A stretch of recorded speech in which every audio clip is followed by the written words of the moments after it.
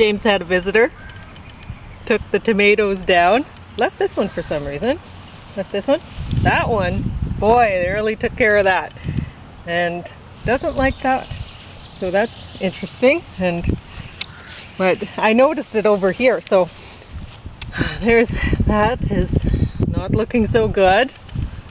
That one less damage, quite a bit of damage. This one was huge. These ones, for some reason, she left, and very much damage along here. That's where I noticed it first. Took her right down, but the deer didn't take down the tomatoes on the step, so there's lots of tomatoes there and there, and we're almost at the back. Oh, had to get around that corner because James had protected it from the deer sufficiently. So I'm going to read you a poem about all of this wonderful victory garden of tomatoes. There's so many here, and you can see now there are, you see how these ones, even when they're little, you can see that they're creased. That's the crimson cushion beefsteak, and so they look like a crimson cushion. So they're all they're, I don't know, what do you call that? They have little ridges on them. So let's see if there's another. There should be more along here, but I don't know if all of these are. So, but I saw a bunch of fruit on one of them, and now I can't find. But I can tell which ones are the crimson cushion because they're all ridgy. And some of them I have labeled. And then there's the one here. This one was the first one that was providing fruit, and look how huge they are, hey? That's amazing. And there's lots more fruit on them now. And then there's one I put a basket on top of another basket because it's getting so tall I didn't know what to do with it. So there's lots and lots of fruit in the garden. So there's some right here on that, you can see them down there. And so yeah, I'm going to read my poem while we look at the beautiful tomatoes in the garden. And you can maybe try to find some more fruit on them. So this is my poem, which I wrote yesterday, June 24th, 2025, and it's a sonnet, and it's called Sweet Victory. So I just found another one. This is on a stupus tomato. There's some stupus ones, so that's good. The victory garden looks awesome today. I've worked really hard, and I really must say I see victory now in each tiny green fruit and each bright golden star that will soon follow suit and become green tomatoes I'm eager to see. I see victory fruit and victorious me. Though each fruit's only green, I see victory red in abundance as seen only 1 month ahead. These tomato plants tended to when they were small have grown fast, so I see in a month they'll be tall. Indeterminate ones will be taller than me. In each plant in the garden, it's me that I see. Though that work I put in early on left me beat, I see victory now, and that victory's sweet. And even though I had a big feeling that the deer was going to go after the peat bale row, I don't feel too badly because there's so many beautiful tomatoes here. So I feel pretty good about that, actually. And I'm sure James does too. So that's his dinner for today. It doesn't have very many tomatoes with it. And we're going to talk about It Might Get Loud, Bruce Springsteen, Hard Eyes, Flight Risk, and a bunch of other things there. So I don't know. I might get rid of, like, talk about the...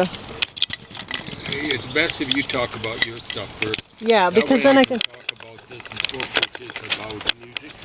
Yeah, and most of it about rock and roll. Boy, this is not working out so well for me. My sight is not very good. I have very bad depth perception. I usually put the camera on a tripod before I even start this whole ordeal because I really can't see very well how to do it. So,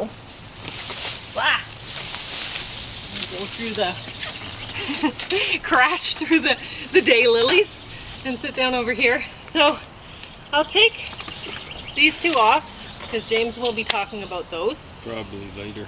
Maybe even not even today, but Yeah. we'll see. Maybe later today. Maybe we'll do maybe so. But two James is gonna, deck for a dinners. change, he's gonna get to eat his meal warm Yeah. rather than leave it till it's cold. But he usually likes eating it cold. And, Colder. yeah. I like it lukewarm, kind of like. Okay. So Hard Eyes, this is a horror movie, and it's really not top of the stack. These all, as far as I'm concerned, were competing for bottom of the stack. So That's pretty sad, eh? yeah, I mean, I put Hard Eyes on the top because it was like the acting of the main characters was actually decent enough to pull this along, and You make it sound like what they call a lousy vehicle. They were pulling it back.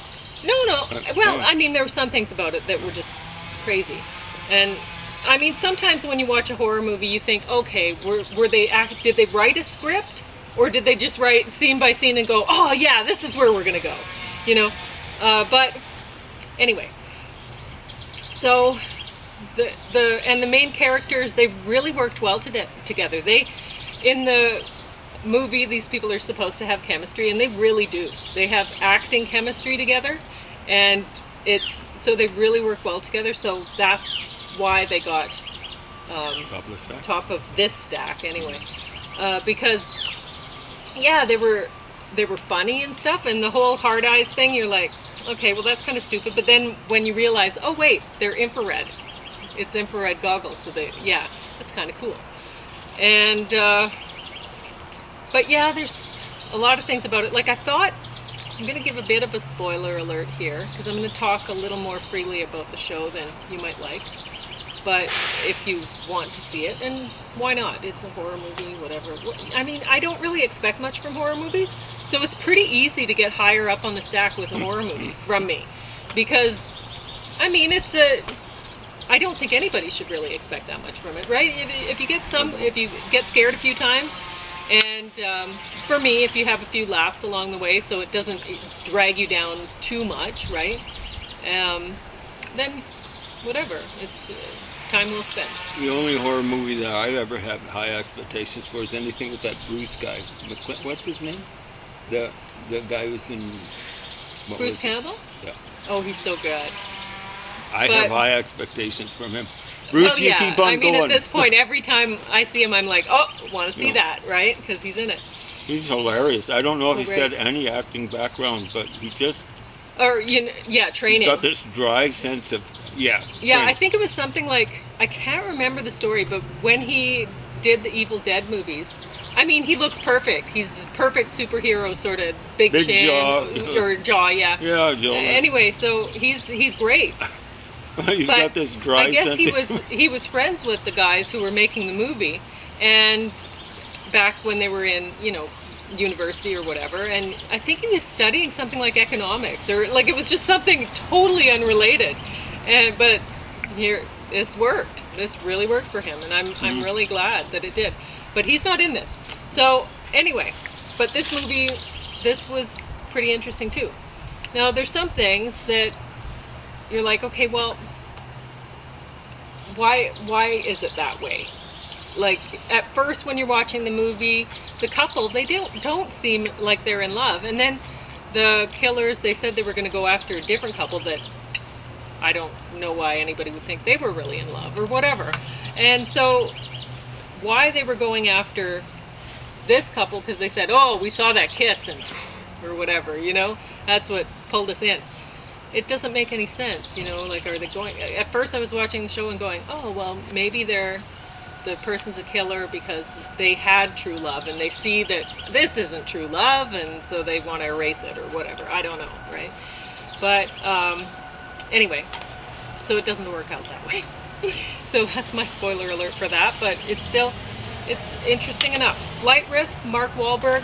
They cut off the top here, although he's wearing a cap in that picture, but in the back you see that he's bald. But if you look closely, you can kind of see not real bald. No, you notice that too. It's 5 o'clock shadow you can see there. He's shaved it off. So it's like, okay, so he's playing a bad guy, and in order to play a bad guy, because everyone loves Mark Wahlberg, he has to be bald?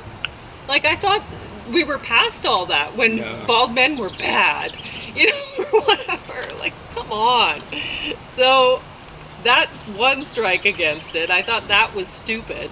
And another thing, his character doesn't seem like the kind of character that would listen to New Order, for one thing. Anyway. Yeah. There's problems there. Yeah, there's some problems.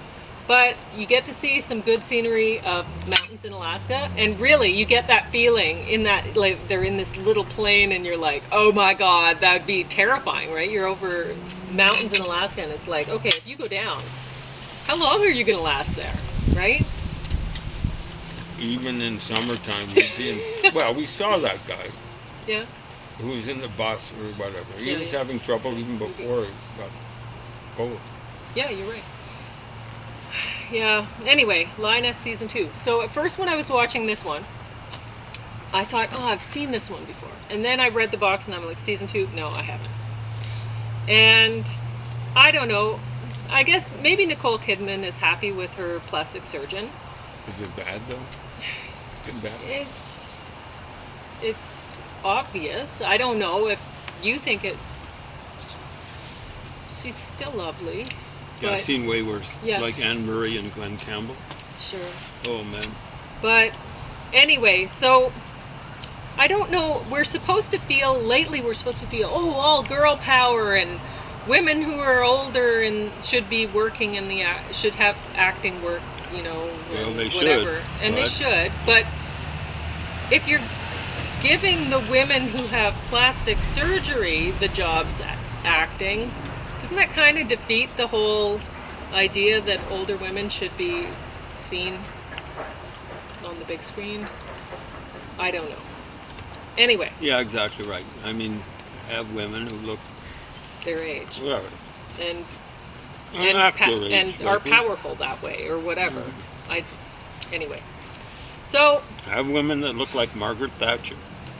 In this, are we supposed to think this Lioness squad they're big heroes or something? Because really they seem like bad guys to me. They're like above the law and they kill people indiscriminately and whatever. They don't have, you know, it's just, I don't like that.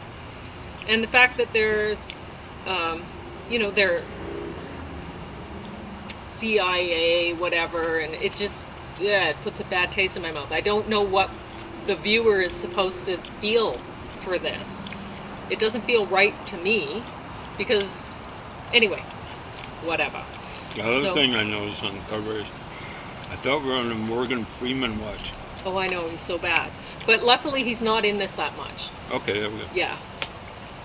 So, anyway, but yeah, the show, there's so many problems in it. There's a lot of action adventure. If you like shoot 'em up, you like seeing army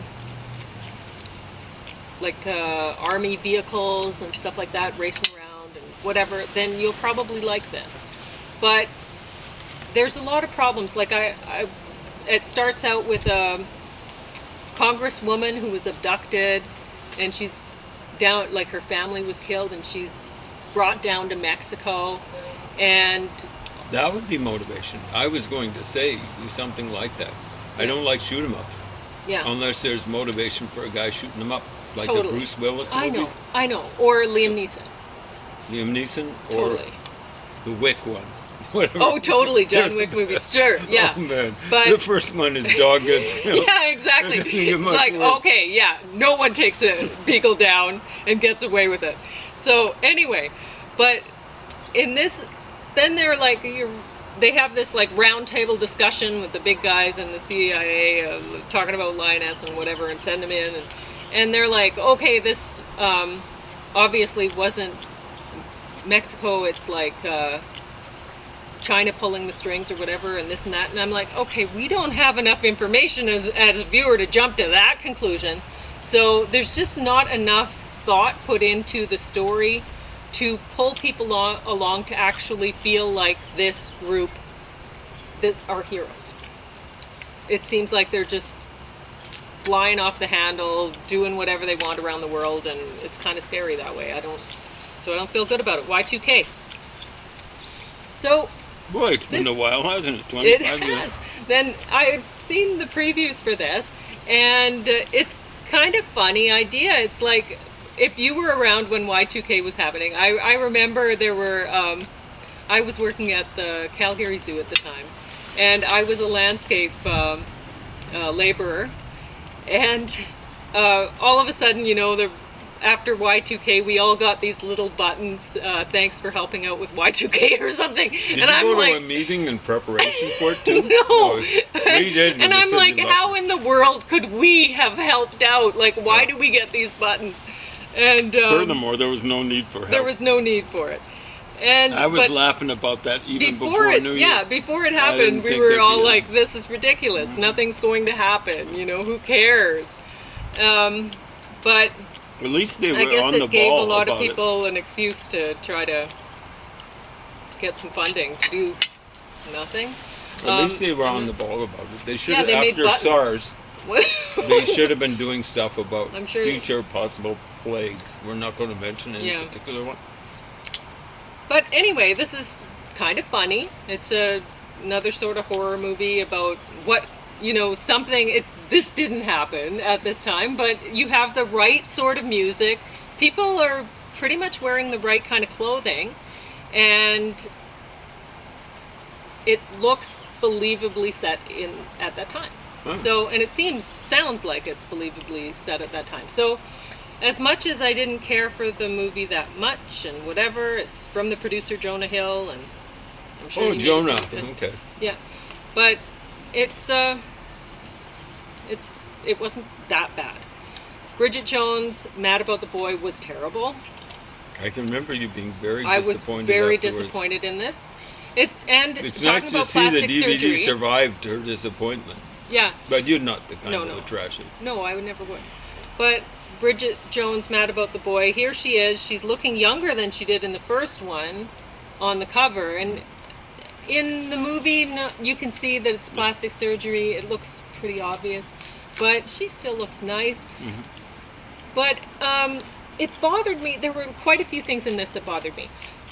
There's one point where one thing I liked is seeing her husband in the background, when she's doing things around the house or whatever, or going out in public, because that's how it would be. You see the person, or who feel like they're there. So anyway, then, though, her friends are trying to get her back into, dating and whatever, and. So spoiler alert: does her husband die then? Yeah. Okay. So, this whole thing is spoiler alert, because this isn't worth watching. It's not worth watching. I'll talk about it if you want to watch it, and you'll feel the same way I do, I'm sure. So,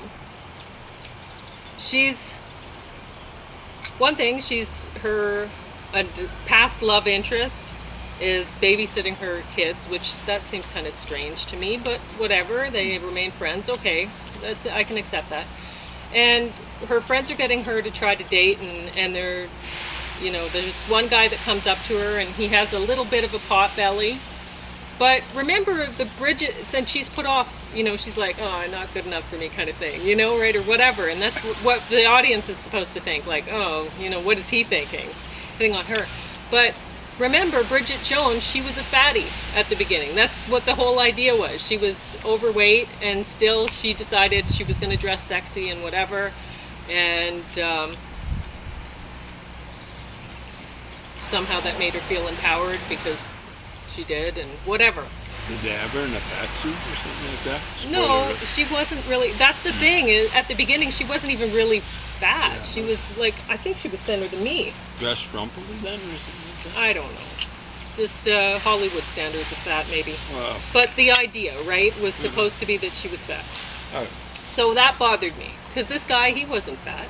He had a little bit of a belly, but whatever. And probably looked svelte by comparison with the average guy. No. Probably.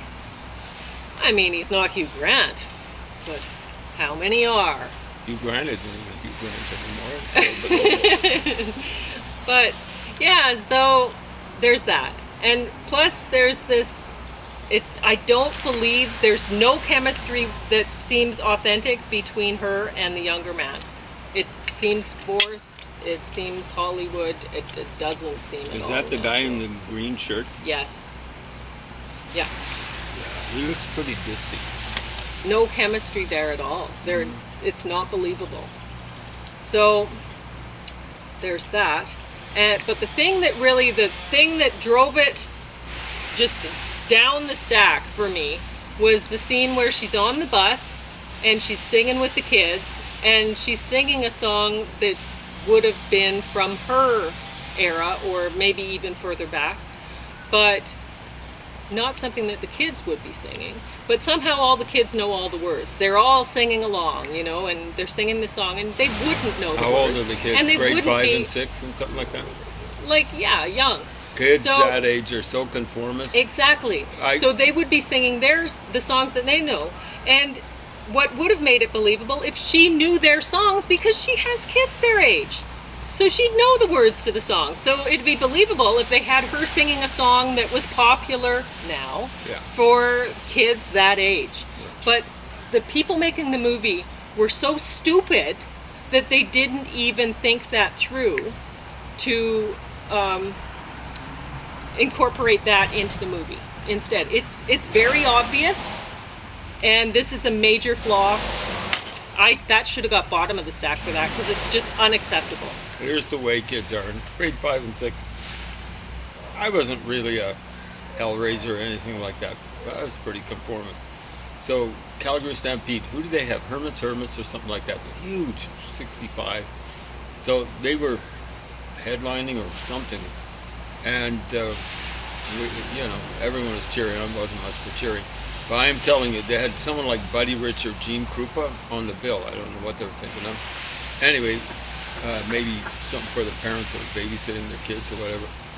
And all of us, to a mouse, we weren't men or anything like that. We were all booing Gene Krupa or Buddy Rich, whoever it was. It's one of those two, lustily, boo! Like these guys could blow, Buddy Rich, both those guys could blow Charlie Watts, Keith Moon, Ringo Starr, and whoever all else off the stage with one hand. Yeah, that's the way kids are. They got no use for stuff from previous generations when they're that age. Ex-husbands, I don't even know if I should talk about the ones that go below. They're so bad. We'll talk about This this is one. terrible. The cover of this next one looks awful. But, Yeah, well, they tried. Yeah, okay. And they shouldn't ever try again. Mhm. So, yeah, ex-husbands, this was terrible. Yeah. God Save the Queens. I really hoped for something here, Oh, because really, that's why it looks so bad. They're drag queens? They are. Okay. They're drag. They're trying, so. Yeah. But I expected more, because I used to like hanging out in bars with drag queens. I like drag shows. I thought they were fun when I was about 20. And, Can't say I've ever seen them. okay.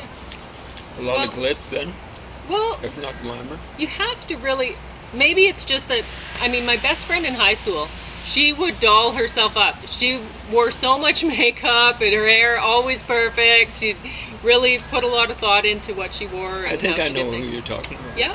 She took good care of Yeah. herself in that kind of way.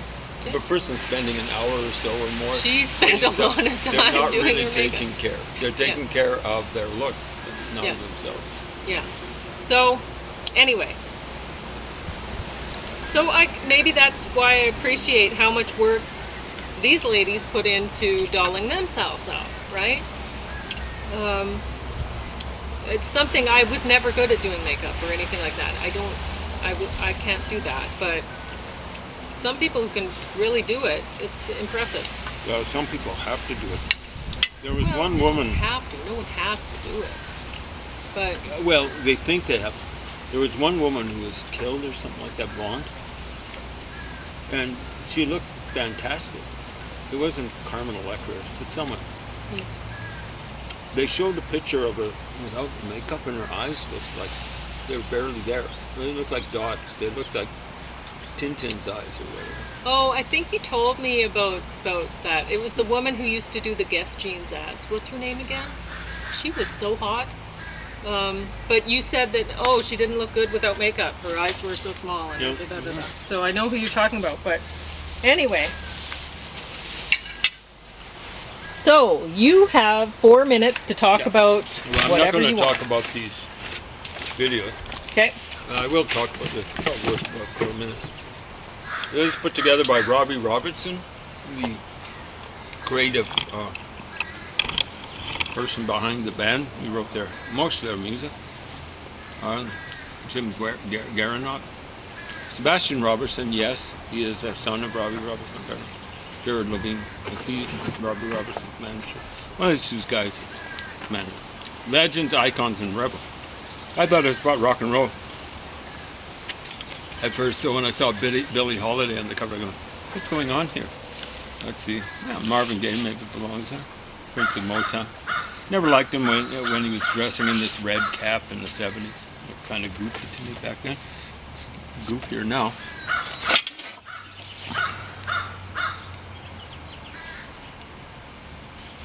More Billie Holiday, Lady Day. There's actually kind of like a holiday or festival that's called Lady Day. I think it's more English. So I think Curtis Mayfield. I preferred him when he was with the Impressions. I think he's the one that in the early 60s did Gypsy Woman. A good rendering of Elvis. Even shows up, even though it's in black and white, his blue eyes. He doesn't look that bright, but no one, I think, would ever suggest he was really bright. Ray Charles, kind of darkened down. He was blind. He wasn't born blind, but early enough. Joni Mitchell doesn't quite look like her, but has all the flowers there. Buddy Holly with his fake choppers. You should see pictures of his teeth before he got the Hollywood type of stuff. Buddy Holly died when he was age 22, apparently. And I don't know. In some ways, I prefer him to Chuck Berry. Had greater range. Bob Marley, I don't think he belongs here. So, what did they say in here?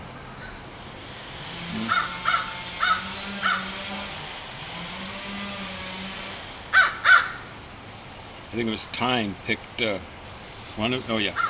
Time named the album Exodus by Bob Marley and or the Wailers the best album of the 20th century. Huh? Not even the best album of the 70s or maybe the 80s. When did this guy die? 83 or something like that? 82? No. Nope. I wouldn't even rate it in top 10. Maybe one of his albums in top, I suspect maybe top 100. Beatles. Taken for a photograph. I think most of these things were taken for a photograph. But I'm showing you the pictures because it's the best part of this. Some of the things are kind of like cartoons with heads a little bit big. Johnny Cash, that's cartoonish there. Same thing here with Chuck Berry. Heads oversized by comparison with the body. He's doing his famous duck walk there. Beach Boys. Got to show that. Brian Wilson down here before he really started packing on the pounds. Just died recently, last month or so. Mike Love, misnomer. Mike Hate, you're still alive, Mike.